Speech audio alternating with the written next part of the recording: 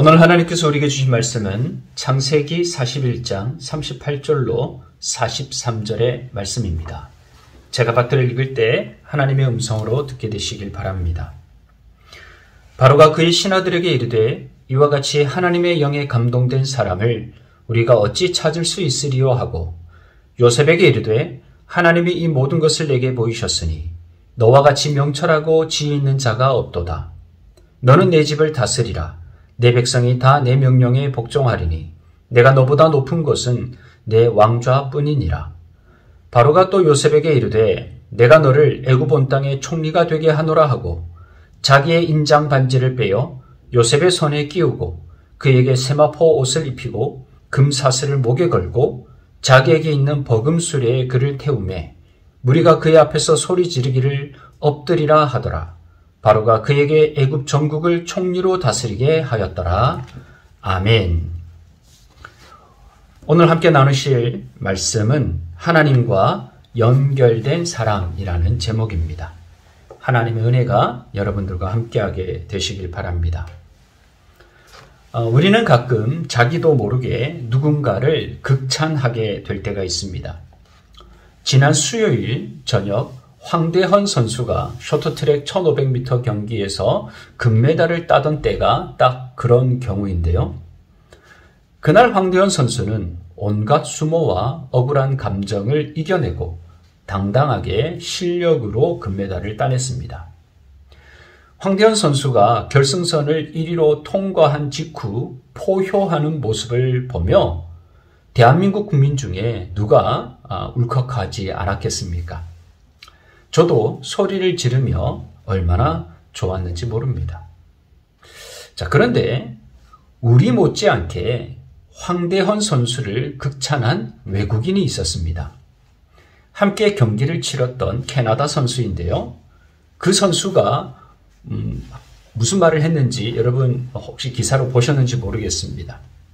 이런 말이었습니다.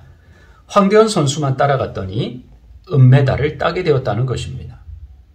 황대헌 선수가 얼마나 실력이 좋은지 그 뒤만 졸졸 따라가기만 하면 은메달은 보장된다는 말이죠. 자, 그러니 이 황대헌 선수를 향한 무한 신뢰이자 최고의 찬사를 보낸 것이다. 우린 그렇게 해석할 수 있습니다. 이 캐나다 선수는 없는 말로 황대헌 선수를 칭찬한 것이 아닙니다. 실제로 있었던 일, 실제로 느꼈던 감정을 있는 그대로 말했던 것이죠. 우리가 극찬할 만한 사람을 만난다면 그것보다 즐겁고 축복된 일은 없을 것입니다. 왜냐하면 극찬한다는 것은 진심으로 그 사람을 축하하는 일이기 때문입니다. 마음 한 구석 그 어디에도 배가 아프거나 그 사람을 질시하는 것이 없습니다. 내 마음이 느껴지는 그대로 진실하게 그 사람을 축복하고 칭찬해 줄 수 있으니 얼마나 행복한 경험입니까? 그래서 여러분, 우리는 누군가를 축복하고 칭찬해 주며 함께 기뻐해 줄 수 있는 사람이 되어야 합니다. 칭찬에 인색하지 않는 것, 그것이 바로 예수님의 마음이지요. 저는 그렇게 생각하는데요. 우리가 누군가를 진심으로 축복하고 칭찬하면 우리 역시 또 누군가로부터 그런 축복의 말을 듣게 될 줄 믿습니다. 여러분들이 일상의 삶에서 늘 축복을 흘려보낼 수 있는 믿음의 사람들 되시길 바랍니다. 자, 오늘 본문 우리 창세기 41장을 읽었는데요. 오늘 본문에도 최고의 극찬이 나오지요. 38절입니다. 이와 같이 하나님의 영에 감동된 사람을 우리가 어찌 찾을 수 있으리요? 바로가 요셉을 두고 한 말입니다. 자, 그런데 여러분, 바로가 아무리 통찰력이 좋은 왕일지라도 만난 지 몇 분 되지도 않은 사람을 두고 어떻게 이렇게 극찬을 할 수가 있었을까요? 여러분이 누군가를 만나서 대화를 나누는 그 일상적인 경험을 떠올려 보신다면 이런 극찬은 어떻게 보면 좀 비정상적이다. 이렇게 여러분들도 생각하실 겁니다. 자, 그러면 바로가 요셉에게 이렇게 극찬을 한 이유는 무엇입니까?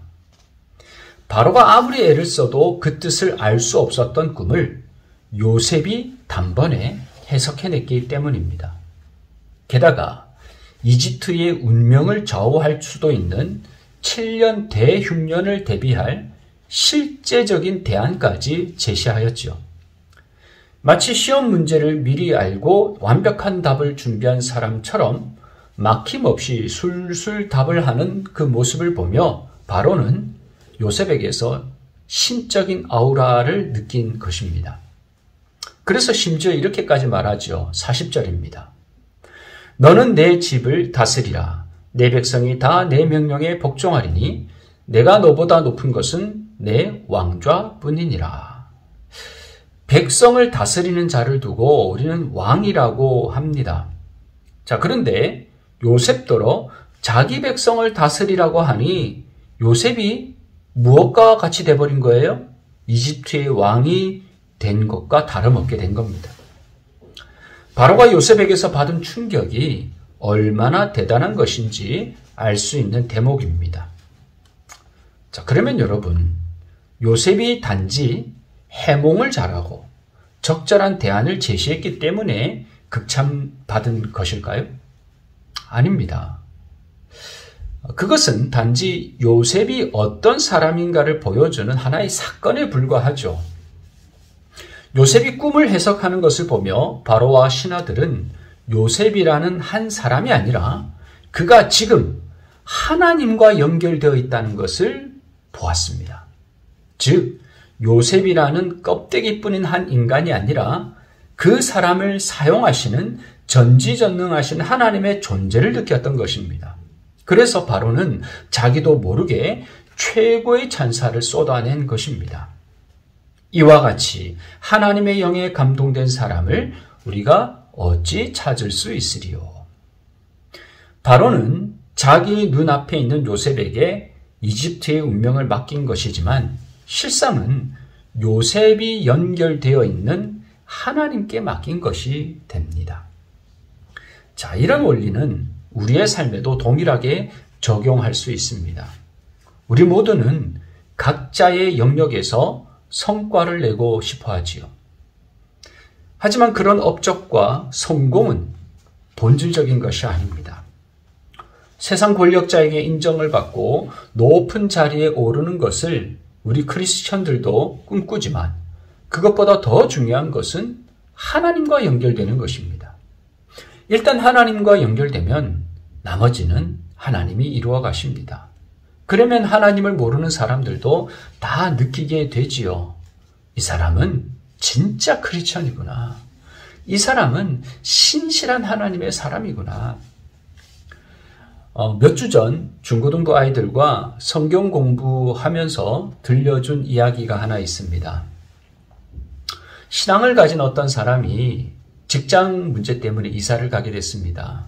이사를 가면서 그 집 근처에 있는 교회 중에 하나를 택해서 이제 정착하게 하려는 마음이 들었죠. 그래서 여기저기 알아보고 있는 와중에 사거리에 있는 한 구두방에 들어가 구두를 닦게 되었습니다. 구두를 닦으면서 무심코 그 사장님에게 이 질문을 던졌습니다. 사장님, 이 동네에서 제일 좋은 교회는 어디예요? 그랬더니 사장님이 조금도 망설이지 않고 이 골목 안쪽에 있는 교회에 가세요. 그 교회가 제일 좋은 교회예요. 혹시 사장님 그 교회 출석하세요? 아니요. 저는 교회는 한 번도 가본 적이 없어요. 그래서 이 사람이 그 사장님께 물었습니다. 그러면 어떻게 그 교회가 좋은 교회인지 아시게 됐어요? 자, 그랬더니 그 사장님이 이렇게 답하더랍니다. 그 교회에서 무슨 일이 있는지는 나도 모르지만 사람들이 예배를 마치고 나올 때 그 모든 사람들이 얼굴이 환한 게 아주 행복해 보이더라고요. 다른 교회는 안 그런데 그 교회는 성도들이 다 행복해 보였어요. 그렇습니다. 사람들은 하나님과 연결된 사람을 알아봅니다. 중요한 것은 하나님과 연결된 요셉에게 바로가 무엇을 요청했냐라는 거예요. 내 백성을 다스려 달라고 하지 않습니까? 즉, 나는 왕이지만 이런 대흉년 속에서 어떻게 할지 알지 못하니 당신이 나를 대신해서 내 백성을 다스려 주십시오 한 것입니다. 세상은 그때나 지금이나 자신을 다스려 줄 대상을 찾고 있습니다. 자기 힘으로 어쩔 수 없다는 것을 너무나도 잘 알기 때문이지요. 그래서일까요? 하나님이 사람을 창조하신 직후 주셨던 사명도 바로 무엇이었습니까? 다스리라는 것이었어요. 여러분, 통치, 다스림은 하나님의 창조 원리의 아주 중요한 하나의 맥입니다. 창세기 1장 26절로 28절을 제가 읽어드리겠습니다. 하나님이 이르시되 우리의 형상을 따라 우리의 모양대로 우리가 사람을 만들고 그들로 바다의 물고기와 하늘의 새와 가축과 온 땅과 땅에 기는 모든 것을 다스리게 하자 하시고 하나님이 자기 형상 곧 하나님의 형상대로 사람을 창조하시되 남자와 여자를 창조하시고 하나님이 그들에게 복을 주시며 하나님이 그들에게 이르시되 생육하고 번성하여 땅에 충만하라 땅을 정복하라 바다의 물고기와 하늘의 새와 땅에 움직이는 모든 생물을 다스리라 하시니라. 아멘. 하나님은 이 세상을 창조하신 직후 아담과 하와에게만 다스리라는 사명을 주신 것이 아닙니다. 하나님 당신의 마음에 합한 다윗에게 이스라엘 나라를 다스리게 하셨죠. 또한 본토 친척 아비집을 떠나라는 하나님의 말씀에 즉각 순종한 아브라함을 믿음의 조상 되게 하셔서 믿음의 세계를 구축하고 다스리게 하셨습니다. 그리고 오늘 본문에서 하나님은 이집트 대제국을 요셉에게 다스리게 하셔서 장차 이스라엘이 제사장 나라가 되는 밑바탕을 세우게 하셨습니다. 성도 여러분, 하나님과 연결되는 분들 되길 바랍니다. 그렇게 될 때 우리는 다스리는 사람으로서 각자의 영역 속에서 강건하게 살아가게 될 것입니다. 가정도, 일터도, 자녀도, 내가 만나는 사람들의 관계 안에서도 하나님의 창조 섭리에 따른 온전하심을 이루게 될 것입니다. 자, 그러면 하나님과 연결된다는 것은 무엇일까요? 자, 오늘 본문에서 아주 중요한 하나의 메시지가 보이는데요. 자, 그것은 하나님이 보여주시는 것을 보는 것. 내가 보고 싶은 걸 보는 게 아니라 하나님이 보여주시는 것을 보는 것. 그것이 하나님과 연결되는 것이라는 거예요. 우리 39절을 보겠습니다. 요셉에게 이르되 하나님이 이 모든 것을 내게 보이셨으니 너와 같이 명철하고 지혜 있는 자가 없도다. 요셉이 말한 모든 것은 요셉의 학식이나 경험에서 나온 것이 아니라는 것을 바로도 알았던 것입니다. 실제로 요셉은 하나님이 보여주시는 것을 보았지요. 무엇을 보았습니까? 어린 소년 시절 해와 달과 11별이 자기에게 절하는 꿈을 보았습니다. 형들이 묶은 곡식단이 자기가 묶은 곡식단에게 절하는 꿈도 보았습니다. 제가 지금 꿈을 꾸었다고 했습니까? 꿈을 보았다고 했습니까? 요셉은 꿈을 꾼 것이 아니라 꿈을 보았습니다. 하나님이 보여주신 꿈이었기에 요셉은 꾼 것이 아니라 보았던 것이죠.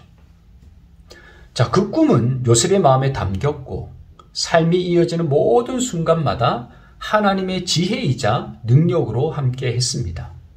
특별히 고난이 계속 이어질 때 마음속에 담긴 이 꿈이 빛을 발했습니다. 여러분, 요셉이 어떤 고난 당했습니까? 형들에게서 시기를 받을 때, 친족들에 의해 미디안 상인들에게 팔려서 치욕을 경험할 때, 노예가 되어 보디발의 집에 팔려갔을 때, 억울한 누명을 쓰고 감옥에 갇혔을 때, 이 모든 고난의 순간 요셉은 믿음으로 이겨냈습니다. 하지만 중요한 것은 이 과거의 꿈이 아닙니다. 과거의 꿈 하나로 우리가 믿음을 유지하기가 어려워요.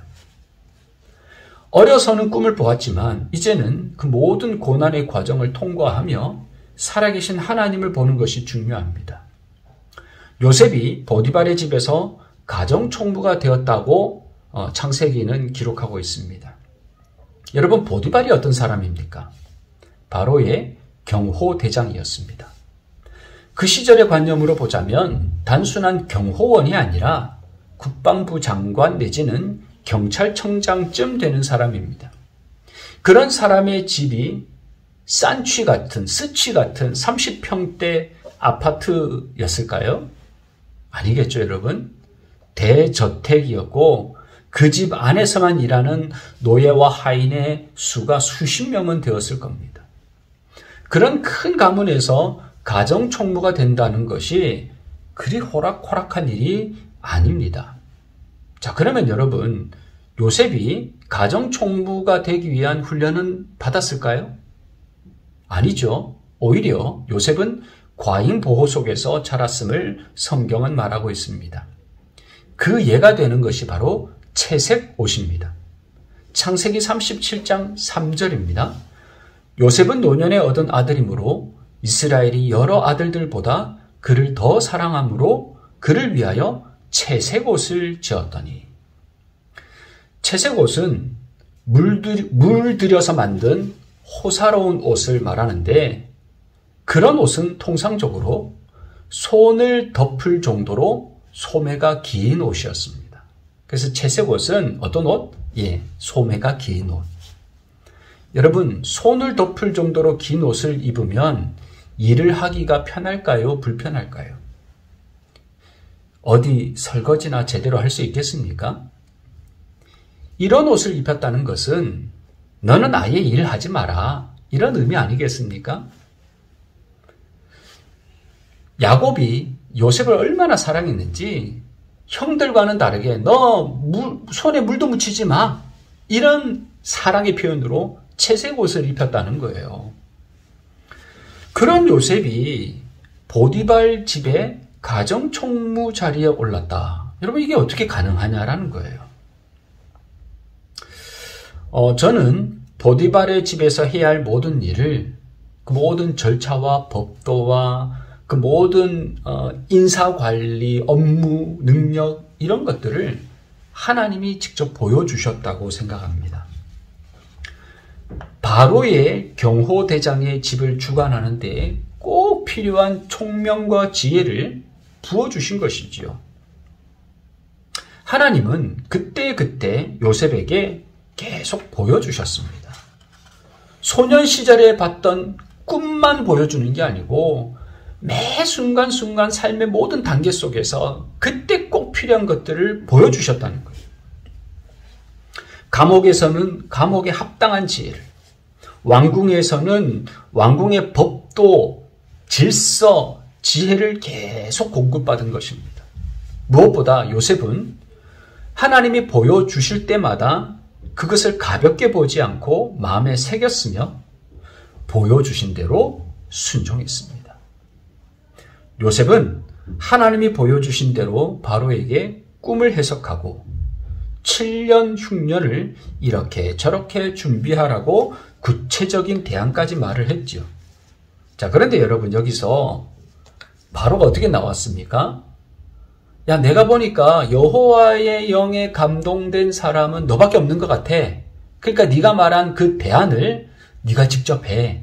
내가 너를 애굽의 총리로 세워줄게. 자, 이러지 않았습니까? 정작 그 일을 자기대로 하라고 할 줄 상상이나 했겠습니까?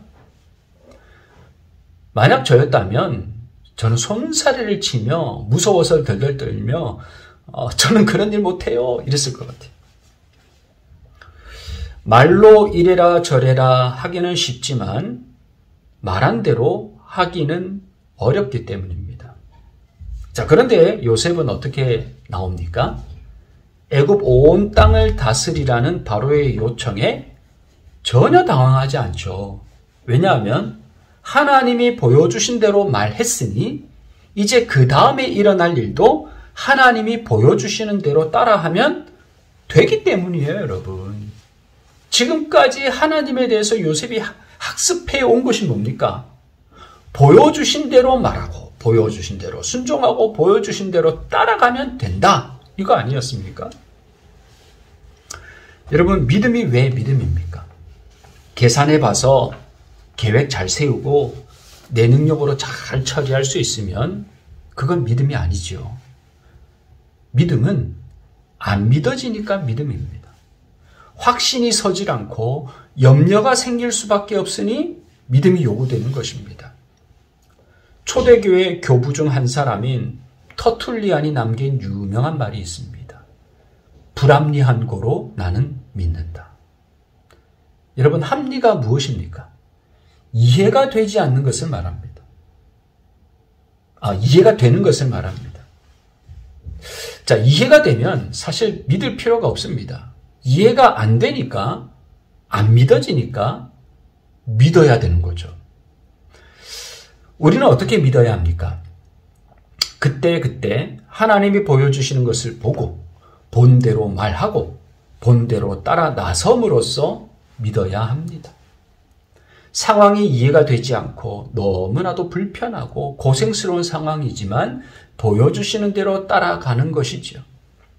하나님은 그렇게 바보처럼 순종하는 사람을 마음에 합한 사람이라, 하나님의 영에 감동된 사람이라 인정해 주실 줄 믿습니다. 말씀을 마무리하겠습니다.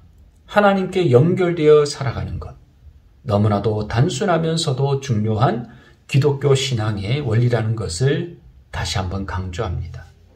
그리고 여러분이 하나님과 연결되는 것이 중요한 만큼 여러분들의 가족들, 특별히 여러분들의 자녀가 하나님께 잘 연결될 수 있도록 여러분 세심하게 살피시길 바랍니다. 우리 자녀들의 그 나이, 그 환경에서 필요한 것이 무엇인지, 그들의 고민은 무엇이고 그들이 꼭 알아야 할 말씀과 그 기독교의 진리가 무엇인지 살펴보시고 함께 나누어 주시길 바랍니다. 요셉을 묵상하며 이렇게 말씀을 준비하다가 보니 요셉이 청소년기를 가족을 떠나서 그렇게 고생하면서 살았구나, 이게 생각이 났습니다. 자, 그러나 요셉은 부모 품에서 벗어난 막대 먹은 사람으로 성장하지 않았습니다. 하나님의 가르침과 인도함 속에 순종하며 부모에게서 공급받는 것보다 더 풍성한 것을 공급받고 더 온전한 사람이 되어갔지요. 성도 여러분, 특별히 부모 여러분, 여러분들의 자녀를 향해 마음을 열고 안타깝게 여기며 기도할 수 있는 그런 부모들 되길 바랍니다. 그리고 여러분들도, 여러분들의 모든 가족들도 그렇게 하나님과 계속해서 연결되어 살아갈 수 있기를 주님의 이름으로 축복합니다. 사랑의 아버지 하나님, 오늘 우리가 요셉을 통해 하나님께 연결되어 살아간다는 것이 무엇인지를 다시 깨닫게 해주시니 감사합니다. 하나님께 연결되는 것은 하나님의 마음에 합한 것이요. 하나님 마음에 합한 그 사람은 이 세상을 섬기고 다스리며 아름다운 하나님의 나라를 이 땅 가운데 세워나가는 사람이 되는 줄 믿습니다. 안디옥교회 모든 성도들 가운데 그 축복을 허락하여 주시고 특별히 자라나는 다음 세대의 우리 모든 자녀들과 함께하여 주시어서 요셉처럼 세상을 구원하는 믿음의 사람 되게 하여 주시옵소서. 예수님의 이름으로 기도합니다. 아멘.